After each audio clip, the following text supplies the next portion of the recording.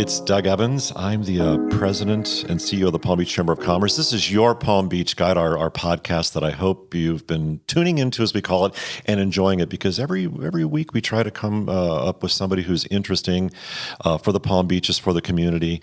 And today, I personally am very excited because I had a chance to meet this person, who you'll hear about in a second, when I was working for Guy Harvey, the Guy Harvey Foundation. That was our first interaction. And I'd heard her name before. She's a legend here in the community, and every time I talk to her, I learn more about her. But I want to introduce you to Pam Rauch, and Pam Rauch is with Florida Power and Light, and she is the Vice President of External Affairs and Economic Development. I got it right. Shockingly. Okay, I got it right. I was only told once, so I got it right. So Pam, thank you for joining us. I'm so glad you're here.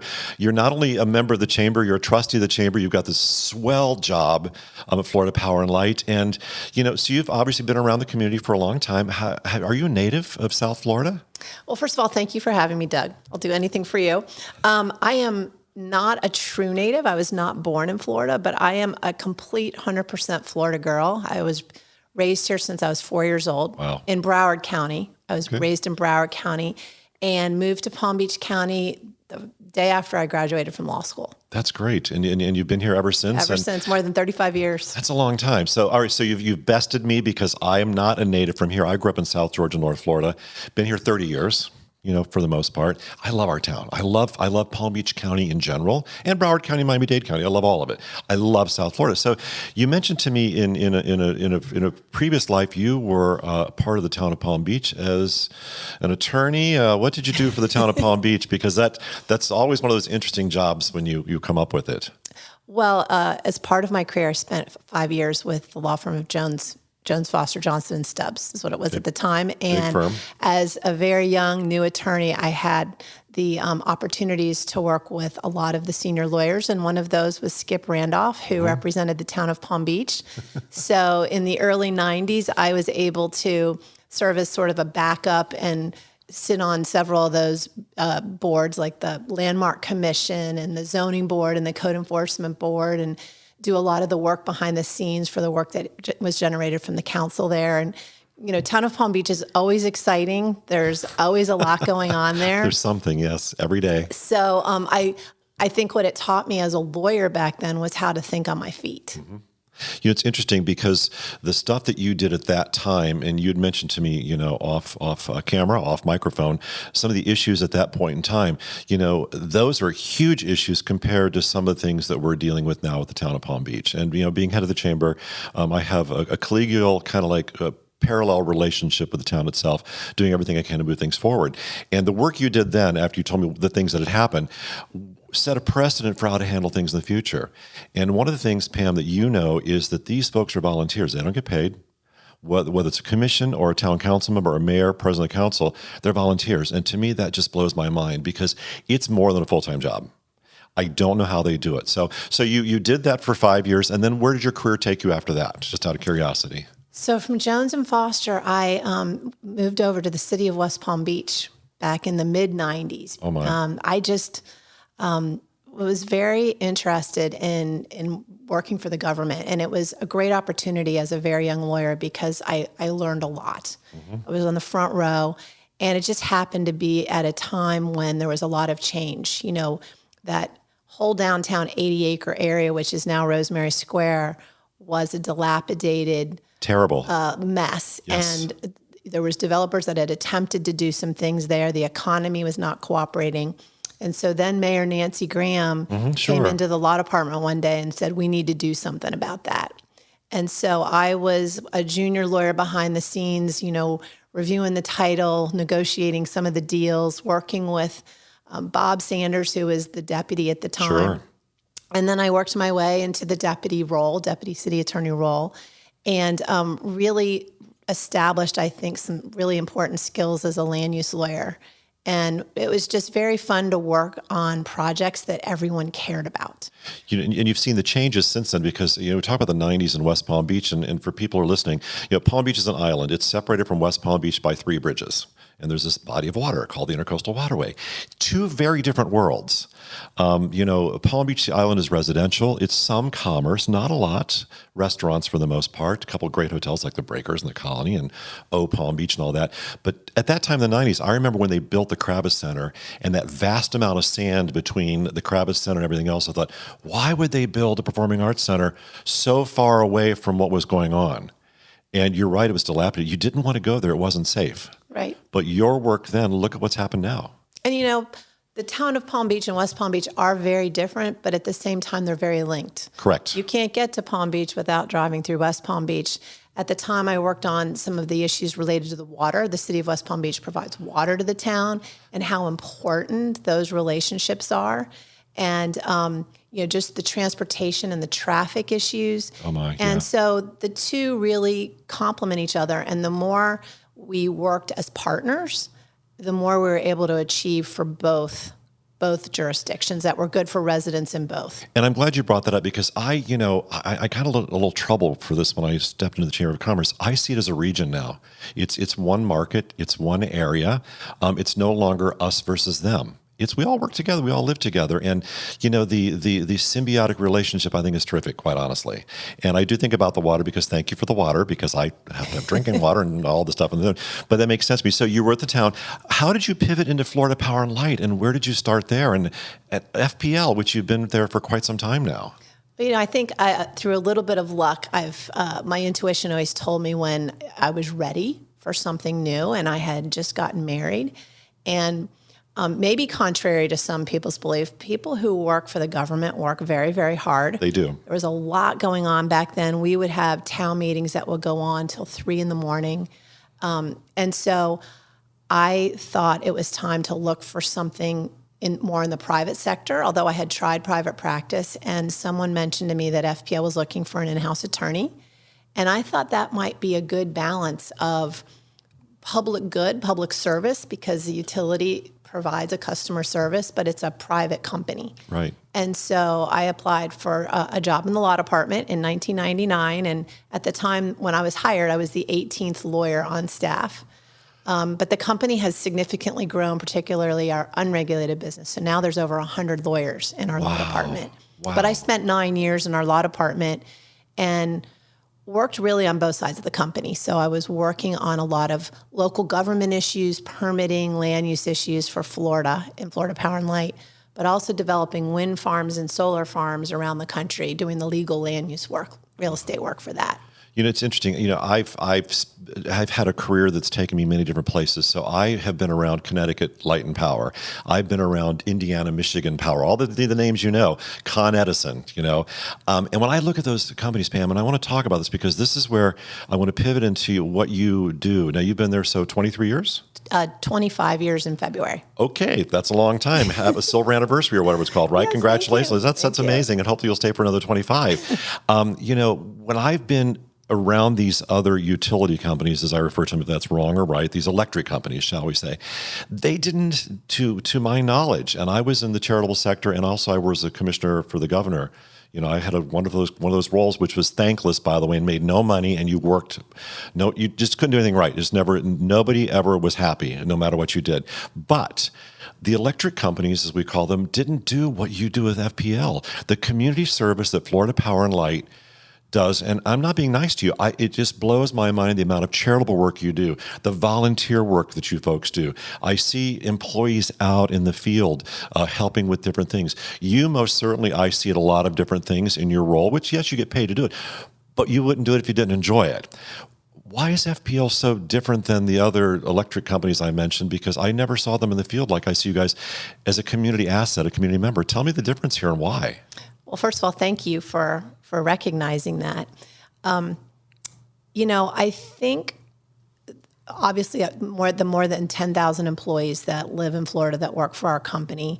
When I took on this role in external affairs, after leaving the law department, one thing that really struck me is the best resource that our company has is our people. Mm-hmm. I work with an amazing group of people, and everyone I would talk to, they were out doing things in their community on top of their day job. And one thing that I would say is so special about our company is just the culture. It's a culture of constant improvement, constant commitment to excellence, doing the right thing. And those are stated. So we constantly are all sharing in those same values. And so you really have to have those values yourself to work there. And so I was fortunate enough in this role to be able to create our Power to Care program, which we kind of recognized all the volunteerism that was going on, but also created opportunities for our employees to volunteer together as a business unit or as a company. And so every year we have a week of Power to Care where we have formalized events. But then really Power to Care is all year long, where our employees go out and they bring their families or they work with their colleagues in a different setting. Our CEO just headed up a Habitat for Humanity build that I participated in. So happy in downtown you did that. West Palm Beach. I love that group. It was very hot. But these are the types of things that really show the heart of the company, but also show the commitment of each and every individual, that it's a service mentality. We serve our customers. We are first responders. When there's an emergency or a hurricane, everyone goes into their second jobs. They make sure their families are safe, but they leave their families. Correct. And so we are very much a service industry. You know, we serve our customers, and that's what our volunteerism signifies. So we try to showcase it. I created a Dollars for Doers program through our community relations, where our employees, when they log a certain number of hours volunteered, we will write a check to their favorite charity. Really? And so it's an incentive program so that they'll log their hours. It's more to log their hours because they're doing the work anyway. Sure. They're volunteering at their church. They're coaching their son's little league. They're reading to children at schools. They're serving on boards. We have over 2,000 nonprofits that we partner with, and I think over 250 of those we have an employee that serves on a board. Wow. So, and you don't prescribe what they can or cannot do as a volunteer, correct? It's not like at all. You care about your community, because you said your church, your school, whatever it might be. Right. And to me, that's incredible, because I think there's a lot of companies, I know there are, that say, okay, here are the 5 charities we support. That's it. But you guys don't do that. And this is new for me to hear this, and this logging the hours, and you write a check. The other thing we do is we have a great partnership with United Way across the state, but we have our annual I Pledge campaign that is kicking off next week, actually. Oh, okay. And that's our internal charitable giving campaign. So our company, our shareholders give to organizations, or, that's our community engagement. But our employees, we have a 2-week campaign where we encourage them through payroll deductions to dedicate dollars to any charity that is a legal nonprofit. In any amount? Yes, in any amount. And then we will automatically deduct those commitments from their payroll and make sure those dollars get directed to those charities. And so that is another way that, and it's really amazing to me when the economy's bad, when things are rough, our employees are just like everyone else. Sure. They're trying to pay the bills, put their kids through schools. Our employees always step up and they give more. And that just really touches me so much, that I get to work with people that are that giving. And that therein is the difference that I notice about Florida Power and Light, as opposed to, I mentioned earlier, some of the other electric companies I've run in my life. You're listening to Doug Evans. I'm the president and CEO of the Palm Beach Chamber of Commerce. I'm here with Pam Rauch from Florida Power and Light, and I'm glad you're listening today, because I'm learning more about, I've known Pam for quite some time through another life, and now I have the chance to spend time with her in my role at the Chamber of Commerce. So Pam, with Florida Power and Light, our first iteration, our first interaction, our first meeting was with this incredibly little-known person named Guy Harvey. And Guy Harvey is, to me, one of the nicest people. I know you know him. He's one of the nicest people. For somebody whose name is in like 9 billion retail locations with T-shirts and boats and things like that. When I was selected to go to work for his foundation a couple years ago, people said, "You know Guy Harvey?" Like, yeah, I met him. What's he like? So you have chosen, you have a part of the Florida Power and Light programs for the environment, which I love. And I heard you make a presentation to our trustee program a few months ago about everything you're doing with solar and light and all kinds of, and it's amazing to me. But Guy Harvey, why Guy Harvey, which is one of the charities you support, but you also have the Manatee Lagoon, which I love. So talk a little about why Guy Harvey, Why the Manatee Lagoon? And then tell us about the initiatives with Florida Power and Light with the whole green energy, which I find fascinating. I drive through Florida and I see the vast fields of solar panels. Great. And I'm like, yes, it's a solar farm. I love this. I love this. So talk about Guy Harvey and tell us a little bit on why FPL. And I know you personally care about Manatee Lagoon because I've seen it. And I've seen it in your voice. I've heard your voice and seen your face whenever you talk about it. Well, Manatee Lagoon is FPL's Eco Discovery Center, and it's located right next to our Riviera Beach power plant. And I am so proud of that. That was something that was created when we modernized that Riviera Beach power plant. That used to be a vacant piece of land. And for those of you who lived in Palm Beach County prior to 2001, you used to be able to pull up to that vacant lot. There was a chain link fence, but you could look in the outtake canal there on a cold day and see a ton of manatees. Because that's the warm water coming out, correct? Clean, warm water comes out there. It's part of our plant, but we called it the Manatee Spa. After 9/11, the government required us to put up greater security, and we had to block anyone from driving up and just parking at the fence. So when we modernized the plant in 2014, we incorporated a plan to build a community center there, the Manatee Lagoon, which is about a 16,000 square foot facility. It's beautiful, by the way. Thank you. It's gorgeous. And it's open to the public for free.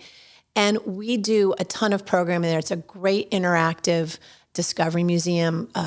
Kids I forget how many field trips we have planned, but it's a record this year. We have over 200,000 visitors.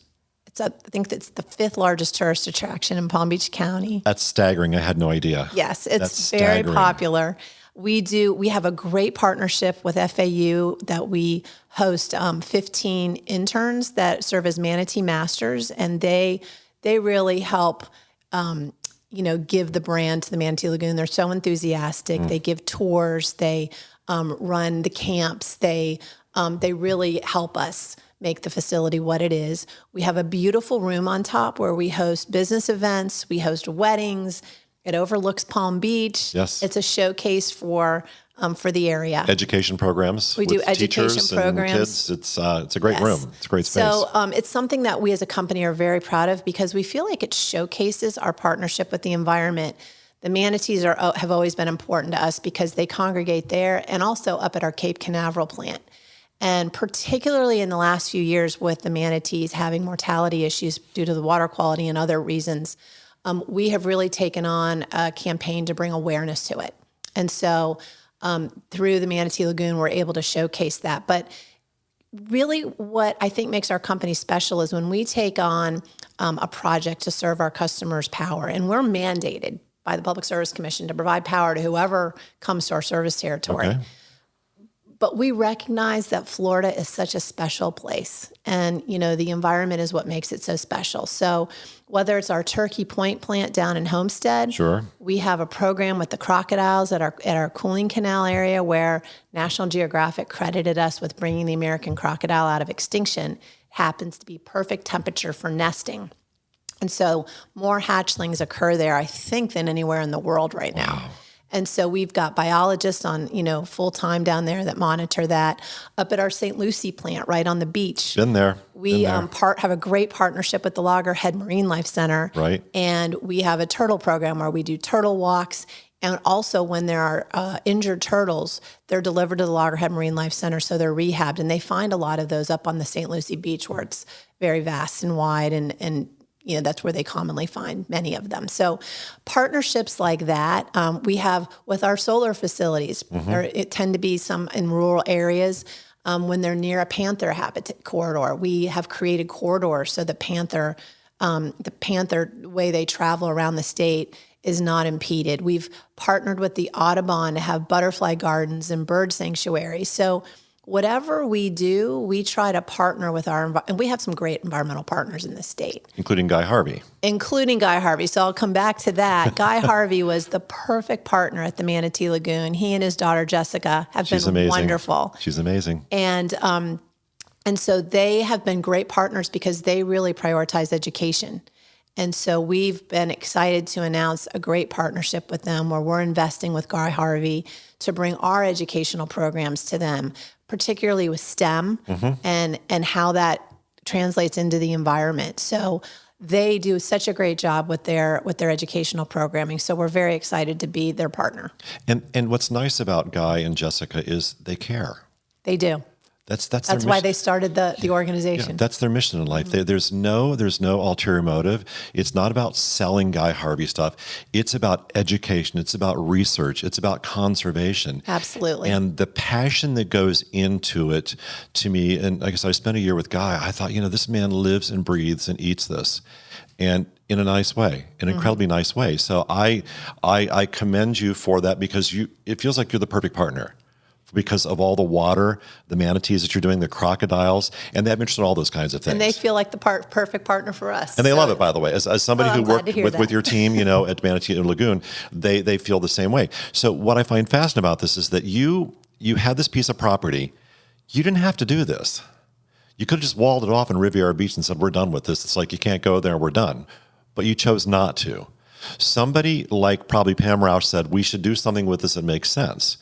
And it's not free to build that out. Well, as much as I'd like to take all the credit, our leadership also had a big say in that, and they knew how important it was for us to have that partnership with our community. So I was the one who got to execute on the project. I think your president or CEO at the time was somebody who was really passionate about it. He was. And I met him at an event. Yes. And he said, we are going to do this. Now, when you think about these programs and you want to go to these things, the Manatee Lagoon is free. Manatee Lagoon, it's so easy to find. There's free parking, free admission, lots of great things that go there. And if you're listening to this and you're an educator and want to know more about it, just Google Manatee Lagoon, Florida Power and Light, and it will pop right up for you. So Pam, before we kind of wrap up here today, you've been involved with the Palm Beach Chamber of Commerce, our little organization, which is not so little anymore. It's getting close to 1,000 members. Why? I mean, I know how busy you are. I'm not a stalker, but I follow all the stuff you're doing. I said to our engineer here, it's like there must be 4 of her because she's everywhere all the time. I don't know how she does it. It's crazy. And you've got so many balls in the air all the time. Why the chamber? Why are you involved with it? You're a trustee. You come to trustee meetings. You carve a lot of time out of your life, your professional life, to do this. Tell me why. I want to know why this is important to you. The Palm Beach Chamber is a fantastic partner, and we are the kind of company and the people who make up this company that we want to be good partners too. And so when we have a good partner, we show up. And the Palm Beach Chamber shows up for their members. And so that is why, and it's not just me. I have a team, and there's, like I said, over 250 employees that serve on boards, but we're committed to our communities. And, we're committed to our partners that are doing so much good in our communities. And the Palm Beach Chamber does so much good for its members and for the community. And we really appreciate what you do. And Pam, at the last trustee lunch, you talked about your initiatives for renewable energy. And I think, and this is why it's above my pay grade, by 2035 or 45, carbon neutral, am I getting this right? And the solar fields, tell us about this, because this is a huge initiative that's it's not probably going to affect me because of my age. I'll probably be long gone by then. No, I don't think so. But at that point in time, you think about the future of the environment, but also where we live, and tell me a little bit this before we wrap up here, the initiatives about clean energy, because people are like, oh, poo-poo, wind farm, solar. I believe in it, quite honestly, especially when you live in the Sunshine State. So talk about this for me and give us some high points on this, because I think it's really important to get the word out there. So, I think what our company focuses on, our mission is to provide our customers with reliable, affordable power first and foremost. Okay. So that is what our mission is. And what we are doing now is, I mentioned our Riviera Beach plant. We weaned off oil in the early 2000s when others were saying, why are you doing this now? Well, the reason we did it was because over the course of about a 15-year period, it saved us about over $12 billion, saved our customers over $12 billion, and what we would have had to have spent in running those old plants and fuel that was more expensive. And so the byproduct of that was also that it was much cleaner. The natural gas was much cleaner burning. We created jobs. We had created additional tax base. So it was a win-win. Well, that's what we're doing now. We are growing solar throughout the state because it is basically a hedge on fuel. Okay. If we were running on all natural gas, you saw back in 2022 the volatility of that. Yes. Customers pay that directly. We don't make any money off of fuel. If fuel goes up, our customers have to pay it. Right. And if we reduce fuel or the cost goes down, our customers benefit. So for every solar project we build, we are weaning off natural gas and we are levelizing and reducing the reliance on fuel. So for example, with the 66 solar projects we have in operation right now, we have saved our customers $375 million over the last year. Wow. Because we were not using fuel for those projects. Right. So we are on a mission to continue to build more solar in Florida. And we are ahead of schedule. We had been announcing our 30 by 30 plan that we would have 30 million panels in the ground by 2030. Well, we're going to complete that by 2025. Perfect. And that is good for our customers. Perfect. And so, you know, the byproduct is that we're also going to be emissions free. And, you know, so that's why we call it our real zero. But really what drove us was the affordability of it. And then when you also add reliability. Sure. And so the investments that our company has been making to strengthen our grid, because let's face it, Florida is Hurricane Alley. And we practice really hard to be ready for storm restoration, and power will always go out. But we have been strengthening the grid. We have been on a 20-year program to underground a lot of laterals in neighborhoods. And all of this will help to reduce the cost and improve the reliability when we have storms. And even in day-to-day when it gets windy, you know, vegetation, we're trying to be more aggressive on how we manage vegetation. Palm trees and trees and stuff. Yeah, it's crazy. So between our investments in our grid and our investments in solar, these are all designed to help keep costs as low as possible for our customers and to continue to use technology to give them better and better service. And also at the same time, eliminate emissions. So we also explore new technology like hydrogen. Right. So we're doing a pilot up at our Okeechobee plant where we've built an electrolyzer. There's a solar plant there. So the solar plant powers the electrolyzer to separate the hydrogen, and we're piloting putting that into the natural gas plant that reduces the amount of natural gas and therefore reduces the emissions. So more to come on that technology. That's in the future. But those are all the components along with batteries, believe it or not. Sure. Batteries are paired with solar. It's okay, we'll edit, no problem. So batteries are paired with solar so that you can store that solar and use it when the sun's not shining or at nighttime. Super. And so we have the largest battery when it was built in the world, but it's one of the largest batteries in the world over on the west coast of Florida. So it's about clean energy. It's also about dependable energy. It's also about more efficient ways and lower power bills. That's right. It is. And, you know, I got to tell you, I run my air conditioning full blast all the time. And Thank you for that. I'm a happy electric customer because my bill's great. It's like, you know, and I've got my air conditioning running all the time. And we have to have it here. We just, you know, you have to have it here. And if you're fortunate enough to have a job, to have a life where you can afford air conditioning, you have to run it, or a fan or anything else. So, Pam, I'm so grateful to you personally and to Florida Power and Light for all you do for the community, especially with Guy Harvey. You sponsor him for the Palm Beach Chamber of Commerce for one of our breakfasts. And Jessica's here, and they'll spend a lot of time in the community. And I just can't think of another utility company in my mind that does everything that Florida Power and Light does in a good way. And I know you get complaints and you get the bad rap once in a while. I see nothing but good from Florida Power and Light. And I'm not saying that to be nice to you. It's a fact because I've lived a lot of other places in my journey, in my career. So Pam Rauch with Florida Power and Light is my guest today on our podcast. This is your Palm Beach guide. Doug Evans, President and CEO of the Palm Beach Chamber of Commerce. Pam Rauch, you're amazing. Thank you. Thank you, And we will see you lots more in the community. So Pam Rauch, Florida Power and Light, Doug Evans, and look for us next week on your Palm Beach guide. Make it a great day.